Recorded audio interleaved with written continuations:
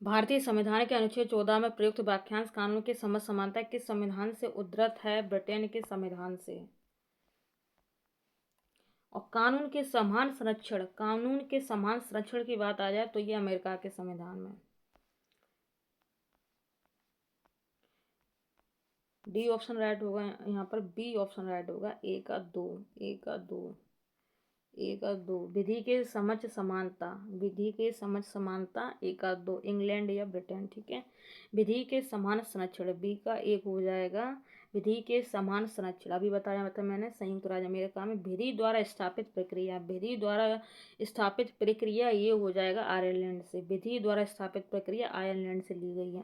ठीक है, और शैक्षणिक संस्थानों के लिए राज्य द्वारा अनुदान जापान से। शैक्षणिक संस्थानों के लिए राज्य द्वारा अनुदान जापान से। ठीक है, और यहाँ पर हो गया डी ऑप्शन राइट होगा, संबंध नहीं है। भारतीय संविधान के स्रोतों की दृष्टि से निम्न में से कौन सा युग संबंध नहीं है? नहीं तो ऑस्ट्रेलिया के संविधान में संशोधन प्रक्रिया, ये वाली बात गलत है। कनाडा के संविधान से यूनियन शब्द लिया गया।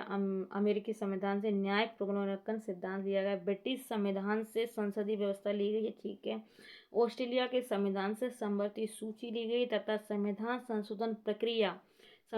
संशोधन की जो प्रक्रिया है आर्टिकल 368। ठीक है, तो ये जो है जो संशोधन प्रक्रिया ये अफ्रीका से ली गई है, दक्षिण अफ्रीका से।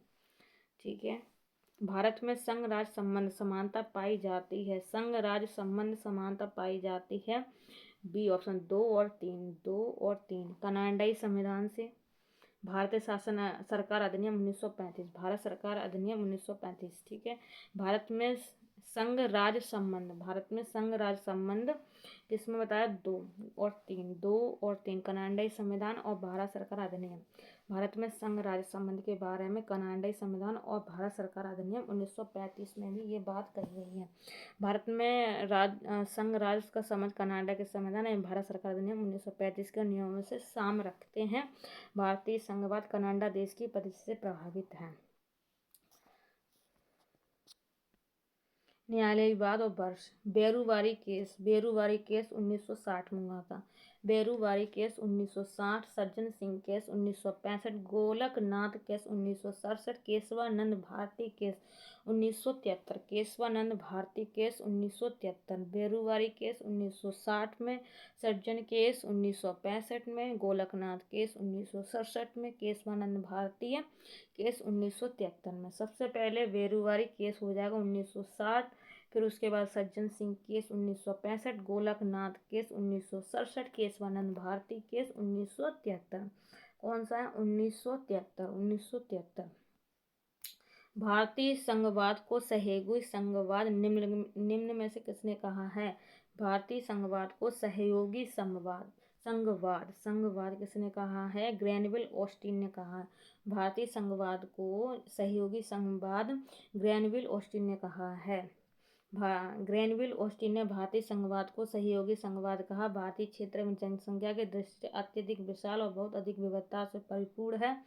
ठीक है, भारत राज्यों का संघ है। भारतीय संविधान में संघीय संविधान के लक्षण प्रमुख हैं रूप से एकात्मक शासन के लक्षण गूढ़ रूप से विद्यमान है। इसलिए भारतीय संविधान को एकात्मक की ओर झुकाव के साथ संघीय व्यवस्था के रूप में जाना जाता है। भारत के संविधान की आधारभूत संरचना के सिद्धांत का तात्पर्य क्या है? भारत के संविधान की आधारभूत संरचना के सिद्धांत का तात्पर्य तो क्या हो जाएगा? डी। संविधान के कुछ लक्षण इतने अनिवार्य हैं कि उनका संशोधन नहीं किया जा सकता।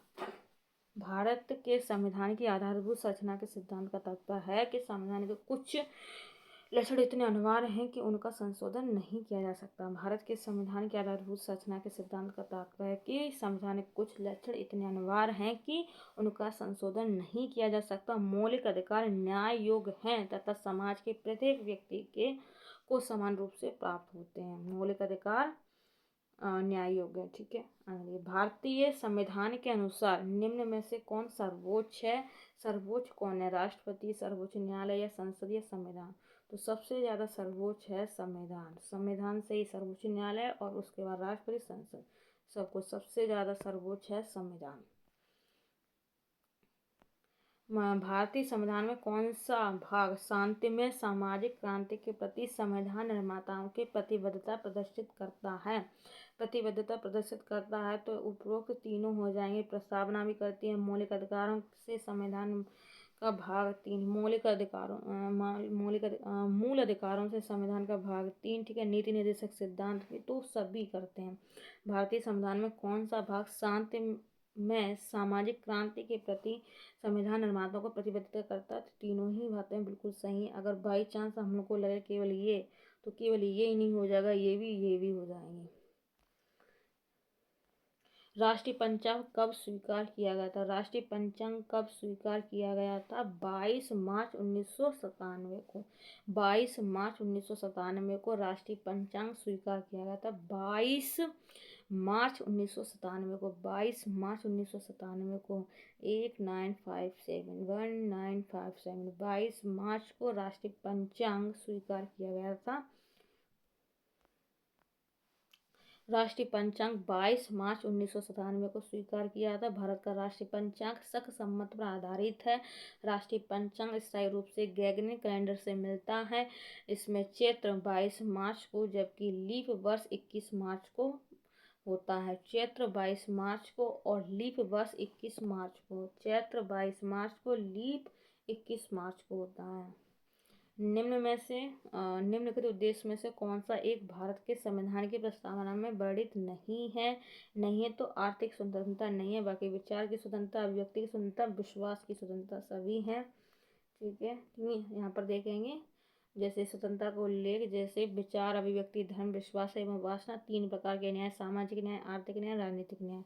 न्याय 3 प्रकार के, न्याय 3 प्रकार न्याय है, सामाजिक, आर्थिक और राजनीतिक, ठीक है। 2 प्रकार की समानता है, प्रतिष्ठा और अवसर का उल्लेख मिलता है, ठीक है। 2 प्रकार की समानता है।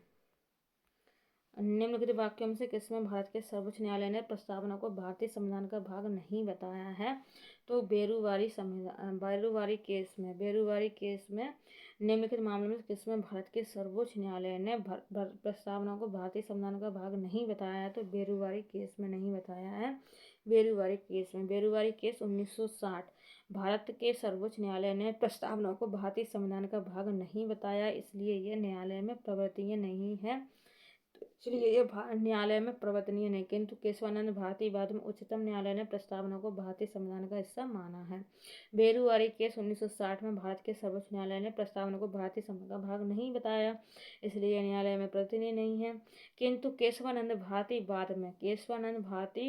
बाद में प्रस्तावना को भारतीय संविधान का हिस्सा माना था। संविधान की प्रस्तावना का विधिक स्वरूप क्या है? संविधान की प्रस्तावना का विधिक स्वरूप क्या है? यह लागू नहीं किया जा सकता, ठीक है। यह लागू नहीं किया जा सकता। भारतीय संविधान की प्रस्तावना का विधिक स्वरूप क्या है? यह लागू नहीं किया जा सकता। बी ऑप्शन राइट हो जाएगा। संविधान की प्रस्तावना का विधिक स्वरूप यह है कि यह लागू नहीं किया जा सकता। सर्वोच्च न्यायालय ने बेरुवाद 1960 में प्रस्तावना को संविधान का अंग नहीं माना था, परंतु केशवानंद भारती बाद प्रस्तावना को संविधान का अभिन्न अंग माना था। अतः स्पष्ट है कि प्रस्तावना या उसके किसी भाग को विधिक रूप से न्यायालय में प्रवर्तित नहीं किया जा सकता। प्रस्तावना या उसके किसी भाग को विधिक रूप से न्यायालय में प्रवर्तित नहीं किया जा सकता। किस वर्ष से भारत के संविधान की प्रस्तावना 2 शब्द समाजवादी तथा पंथ निरपेक्ष जोड़े गए? किस वर्ष से भारत के संविधान की प्रस्तावना 2 शब्द कौन से? समाजवादी और निरपेक्ष शब्द जोड़े गए? तो 1976 के संविधान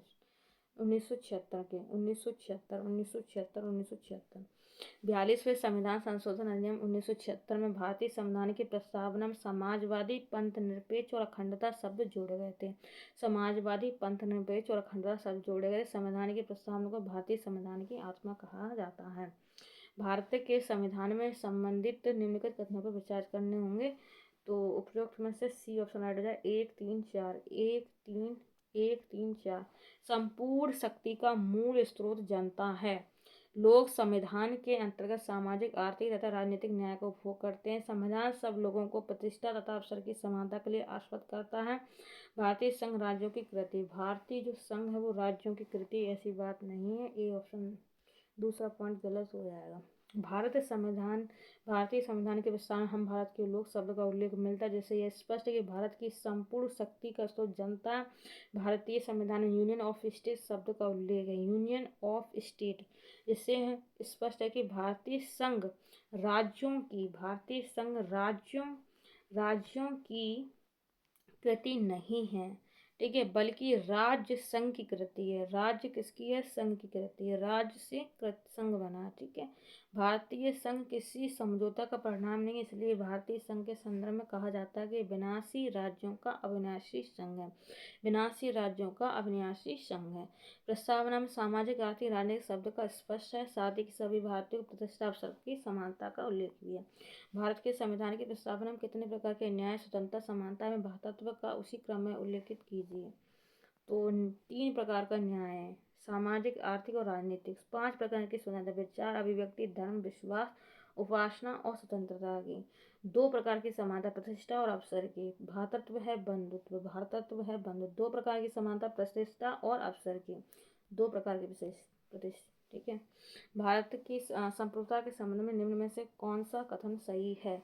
कौन सा कथन सही? केवल एक सही है। भारत राष्ट्रमंडल का सदस्य है, राष्ट्रमंडल की सदस्यता के कारण भारत की संप्रभुता कम हो जाती है। गलत, ये भारत राष्ट्रमंडल का सदस्य है। संप्रभुता शब्द का आशय है कि भारत ना तो किसी अन्य देश पर निर्भर और ना ही किसी अन्य देश का डोमिनियन है। पंडित जवाहरलाल नेहरू द्वारा 26 जनवरी 1950 को भारतीय गणतंत्र की सही संवैधानिक स्थिति क्या थी? संपूर्ण प्रभुत्व संपन्न लोकतंत्र गणराज्य, संपूर्ण प्रभुत्व संपन्न समाजवादी होने चाहिए थे, लेकिन 26 जनवरी 1950 को ऐसा था, संपूर्ण प्रभुत्व संपन्न लोकतंत्रात्मक गणराज्य था। संपूर्ण प्रभुत्व संपन्न लोकतंत्रात्मक गणराज्य बता रहा। 42वें संविधान संशोधन 1976 के पूर्व भारतीय संविधान के प्रस्तावना संपूर्ण प्रभुत्व संपन्न लोकतंत्र गणराज्य शब्दों का उल्लेख है, जो कि 26 जनवरी 1950 को भारतीय गणतंत्र की सही संवैधानिक स्थिति को दर्शाता। समाजवादी, पंथनिरपेक्ष और अखंडता, समाजवादी, पंथनिरपेक्ष और अखंडता शब्द 42 संविधान संशोधन 1976 में जोड़े गए थे। भारत के संविधान की उद्देशिका में निम्नलिखित शब्द किस अनुक्रम में दिए गए हैं? संपूर्ण प्रभुत्व संपन्न, समाजवादी, पंथनिरपेक्ष, लोकतंत्र गणराज्य। ए ऑप्शन राइट होगा शायद, ठीक है, सही है। भारतीय संविधान की प्रस्तावना संपूर्ण प्रभुत्व संपन्न, समाजवादी, पंथनिरपेक्ष और लोकतंत्रात्मक गणराज्य शब्दावली का सही क्रम। किस बाद में उच्चतम न्यायालय ने धारणा प्रस्तुत की? उद्देश्य का संविधान का भाग है, उद्देश्य का संविधान का भाग है। किसमें की है? बॉम्बे बनाम यूनियन ऑफ इंडिया, बॉम्बे बनाम यूनियन ऑफ इंडिया में कहा है, उच्चतम न्यायालय ने धारणा प्रस्तुत की है कि उद्देश्य का संविधान का ही भाग। तो किसमें कहा? बॉम्बे बनाम यूनियन ऑफ इंडिया में, ठीक है, बॉम्बे बनाम यूनियन ऑफ इंडिया में कहा है। उच्चतम न्यायालय ने इन रिवेरुअर यूनियन 1960 बाद में मत व्यक्त किया था कि उद्देश्य का संविधान का अंग नहीं है, लेकिन बॉम्बे बनाम यूनियन ऑफ इंडिया में उच्चतम न्यायालय ने यह अविनिर्धारित किया कि उद्देश्य का संविधान का भाग है। केशवानंद भारती बनाम केरल राज्य 1973 के मामले में उद्देशिका को संविधान का भाग माना है, ठीक है। तो बेरुवारी यूनियन 1960 में, बेरुवारी जो यूनियन है 1960 में बाद में मत किया कि उद्देश्य का संविधान का भाग नहीं है, लेकिन बॉम्बे बनाम यूनियन ऑफ इंडिया के में उच्चतम न्यायालय ने याद किया कि है, संविधान भाग है। बेरुवारी में मना किया था। बेरुवारी कब आया? 1960 में, ठीक है। भारत के संविधान में उद्देशिका का विचार लिया गया है, उद्देशिका का विचार लिया गया है यूएस के संविधान से लिया गया। भारतीय संविधान में उद्देशिका या प्रस्तावना का स्रोत अमेरिका के संविधान से लिया है। उद्देशिका संविधान के परिचय अथवा भूमिका को कहते हैं। इसमें संविधान का सार होता है। प्रख्यात न्यायविद व संवैधानिक विशेषज्ञ N.A. पालकीवाला ने प्रस्तावना को संविधान का परिचय पत्र कहा है।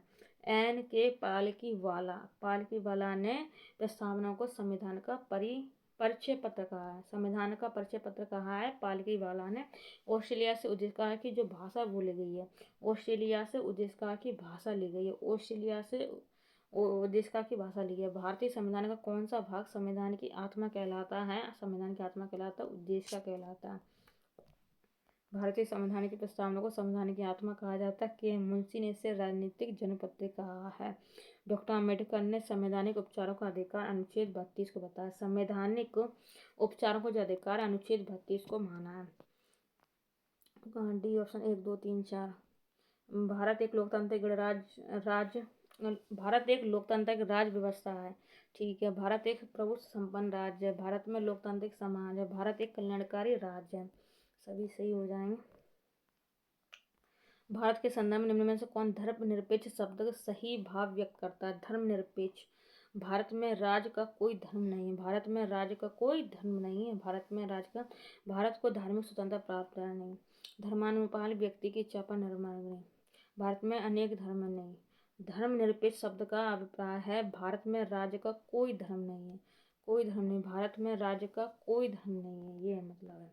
भारतीय संविधान की एक प्रमुख विशेषता भारत में धर्मनिरपेक्ष राज्य की स्थापना है। डॉक्टर अम्बेडकर ने कहा कि धर्मनिरपेक्ष राज्य का अभिप्राय यह नहीं है कि लोगों की धार्मिक भावनाओं को ख्याल ही न किया जाए, इसका अर्थ यह सिर्फ यह होगा कि संसद को जनता पर किसी विशेष धर्म को थोपने की शक्ति नहीं होगी, अर्थात राज्य के प्रति तटस्थता का भाव रखेगा।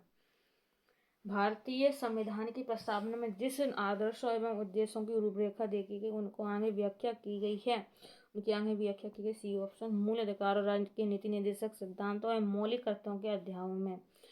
ठीक है, तो भारतीय संविधान के प्रस्ताव में जिन आदर्शों एवं उद्देश्यों की रूपरेखा दी गई उनके आगे की व्याख्या की गई है मूल अधिकार, राज्य के नीति निर्देशक सिद्धांत और मौलिक कर्तव्यों के जो अध्यायों में। निम्न में से कौन एक भारतीय संविधान का दर्शन नहीं है? भारतीय संविधान का दर्शन नहीं है साम्यवादी राज्य, ये दर्शन है कल्याणकारी राज्य, समाजवादी और राजनीतिक, ये सब साम्यवादी राज्य नहीं है। भारत के सर्वोच्च न्यायालय ने संविधान के आधारभूत ढांचे के सिद्धांत को स्पष्ट किया। भारत के सर्वोच्च न्यायालय ने संविधान के आधारभूत ढांचे के सिद्धांत को स्पष्ट किया। केशवानंद भारतीय बाद 1973 में। ठीक है, 1973 में। कौन सी शब्दावली भारत के संविधान में उल्लेखित नहीं है तो बजट नहीं है। ठीक है, बजट ये नहीं है उल्लेखित। बाकी वार्षिक वित्तीय विवरण है, विधेयक है, भारत की संचित विधि है, लेकिन बजट ये नहीं है।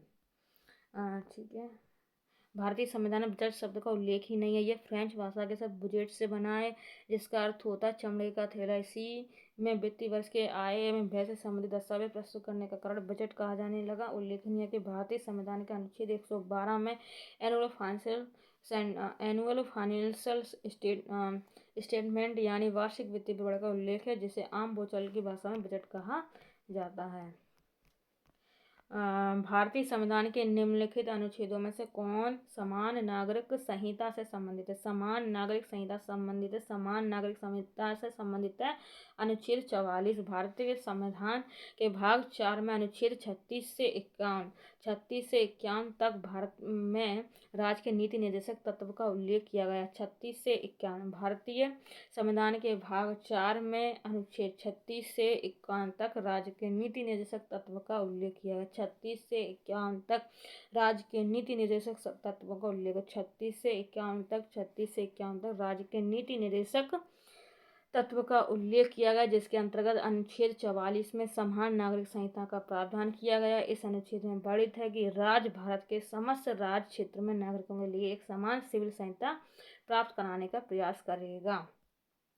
तो भारतीय संविधान के भाग 4 में अनुच्छेद 36 से 51 तक राज्य के नीति निर्देशक तत्व उल्लेख किए गए हैं। ठीक है, उल्लेख हैं।